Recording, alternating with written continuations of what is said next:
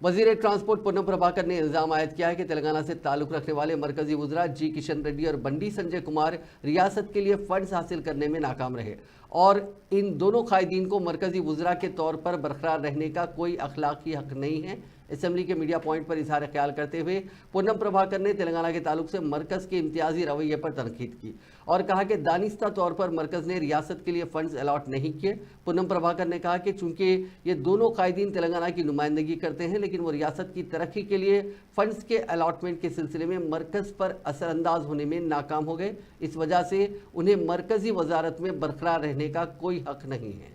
ఈ సందర్భంగా అడుగుతా ఉన్నాం గౌరవ కేంద్ర మంత్రి కిషన్ రెడ్డి గారిని, మీరు హైదరాబాద్ నగరం నుంచి ప్రాతినిధ్యం వహిస్తా ఉన్నారు. గతంలో కూడా ఇక్కడి నుండే ప్రాతినిధ్యం వహించి కేంద్ర టూరిజం శాఖ మంత్రిగా ఉన్నారు. హైదరాబాద్ అనేటువంటి ఒక విశ్వ నగరం, చారిత్రాత్మక హెరిటేజ్ అండ్ ఆర్కియాలజీకి సంబంధించినటువంటి కేంద్రం ఈ రోజు దేశంలో. టూరిజం మంత్రిగా కూడా మీరు ఒక్క రూపాయి తీసుకురాలే. ఆనాడు స్మార్ట్ సిటీ వస్తే కరీంనగర్ లో రాష్ట్ర ప్రభుత్వం విజ్ఞప్తి మేరకు హైదరాబాద్ నుంచి కరీంనగర్ మార్చారు. ఆనాడు కరీంనగర్ అవసరం ఉండే కాబట్టి మార్చారు. కానీ హైదరాబాద్ అదనంగా స్మార్ట్ సిటీ తీసుకురావడానికి లేదా అమృత్ పథకం